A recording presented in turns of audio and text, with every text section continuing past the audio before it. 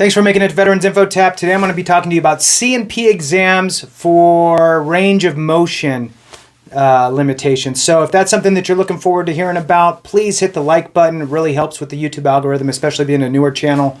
And subscribe. I really appreciate all the subscribers so far. So thanks so much. It's really helping to spread the word. And I appreciate all the comments below because, look, I don't know it all. So everybody has different experiences and we can learn from each other. I'm a big fan of that. And so, many hands make light work. So one team, one fight. Let's roll into it. So this video is just kind of an off the cuff, real fast, basic idea, right? And I know that a lot of you are looking at different things and getting a lot of information everywhere. So there's a lot of good information out there.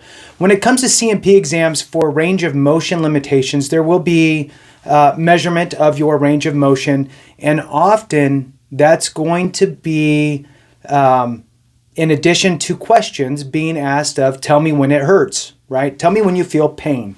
And I will tell you what I have heard over and over again and what I've seen is in life, and we all know a bunch of people, right? And even ourselves, we're guilty of it. We're all guilty of it.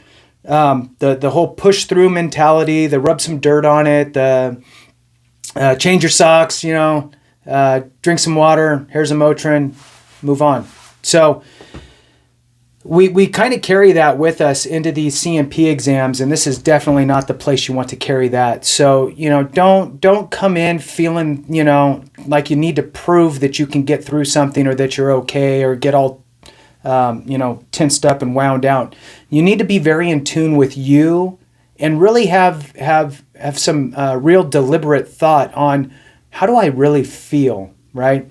Which is totally the opposite of our time in the military, by the way. This is the exact opposite. This is be very mindful and very in tune with your body. And I will tell you that the majority of us that are going in for any of these types of C&P exams, regarding that condition, you'll say to me or to a friend or to a spouse, oh, it always hurts. It just always hurts. How's your back? Oh, it always hurts.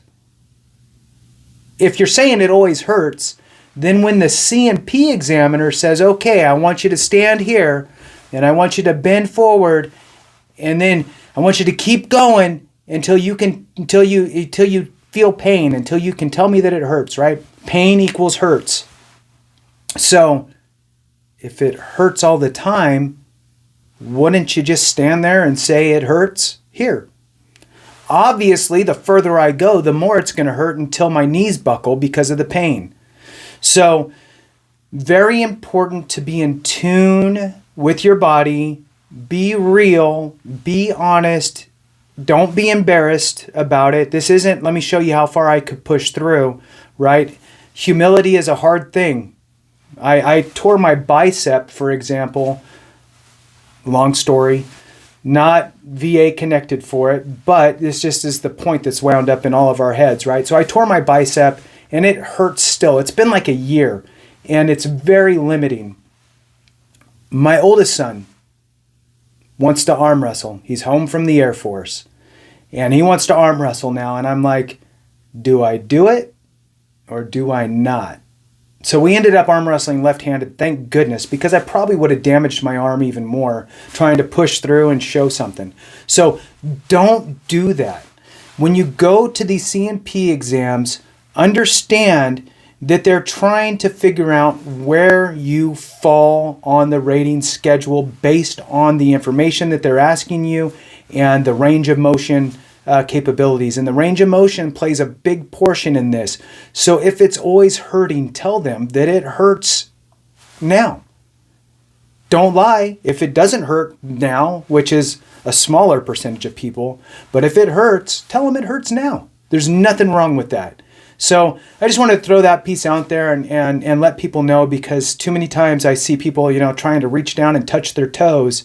And I've even heard horror stories of examiners pushing down on people. So as you're starting to bend, they'll push you. I've heard this. I can't confirm it myself, so it's secondhand information. If that happens and you're unstable and you can't hold yourself up because of the pain and you fall on the ground, then you fall on the ground, right? That's ridiculous if that happens. I personally, so personal story, had a CMP examiner pushing their thumb into my lower back. And at some point, I mean, they're the professional. I don't know what they were doing, but they were pushing somewhere.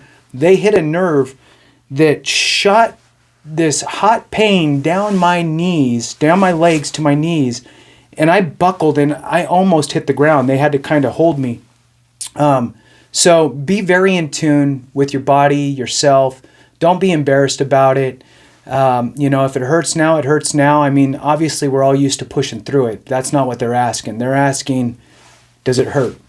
Because compared to the person that it doesn't hurt, you're in a different boat, right? So the person that hasn't had to carry 80 pounds on their back, the person that hasn't had to, sleep in horrible conditions, is not in the same position, as you. So they probably don't have pain now all the time, where you do, and you just kind of live with it and suck it up, or pop Motrin, which creates a whole other host of issues later. But anyway, I'll keep rambling. So I'm going to go ahead and cut it off here. Thank you guys again for all the support. I appreciate each and every one of you. Share it with people, because that's how we get the word out there. And remember, if we don't take care of each other, something went wrong. Have a great one.